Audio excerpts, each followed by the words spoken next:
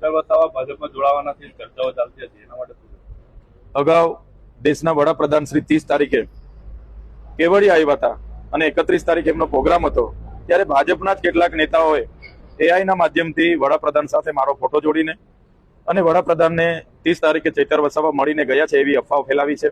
હું 30 તારીખે કેજરીવાલ સાહેબને લેવા રાજકોટ એરપોર્ટ પર હતો. 5 વાગે એમની ફ્લાઇટ હતી. એમને રિસીવ કરીને એમની સાથે 30 તારીખે નાઇટ મારી હતી. 31 તારીખે કેજરીવાલ સાહેબ સાથે જ હું સુરેન્દ્રનગરની ખેડૂત મહાપંચાયતમાં હાજર હતો. એટલે હું 30 અને 31 તારીખ દરમિયાન વડાપ્રધાન શ્રીને મળ્યો પણ નથી.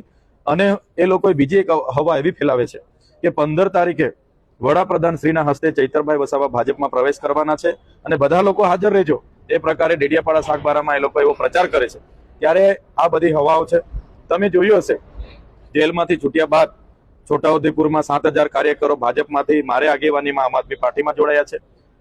દાહોદમાં પણ 8,000 કાર્યકરો મારે આગેવાનીમાં ભાજપમાંથી આમ આદમી પાર્ટીમાં જોડાયા છે. પંચમહાલમાં 5,000 કાર્યકર્તાઓ ભાજપમાંથી આમ આદમી પાર્ટીમાં મારે આગેવાનીમાં જોડાયા છે. અને આજે પણ ઝઘડિયા વિસ્તારના 100 થી 150 આગેવાનો આમ આદમી પાર્ટીની વિચારધારા અને મારા સહકારમાં, મારા સમર્થનમાં જોડાયા છે.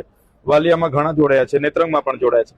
તો મારી આગેવાનીમાં આમ આદમી પાર્ટીને કઈ રીતના મજબૂતી મળે અને એમાં રહીને આવનારી તાલુકા પંચાયતો, જિલ્લા પંચાયતો અને વિધાનસભાના સારા માણસો લડે, એ દિશામાં અમે આગળ વધી રહ્યા છીએ.